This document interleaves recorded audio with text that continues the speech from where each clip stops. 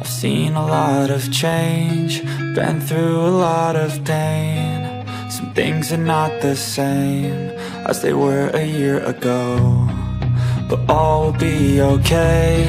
I move on each and every day. The past is where it stays, way back a year ago. I've changed for the better this time. I thought I would never be fine.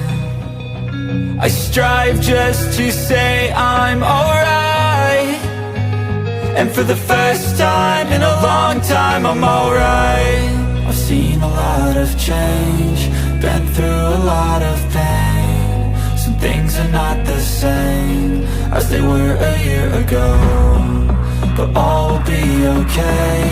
I move on each and every day. The past is where it stays, way back a year ago.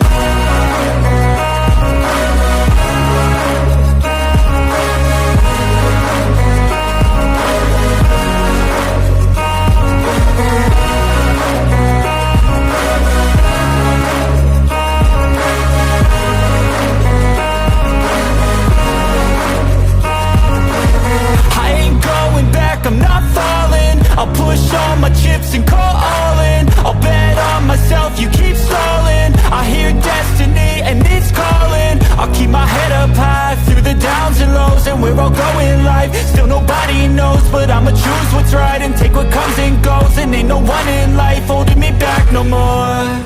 I've seen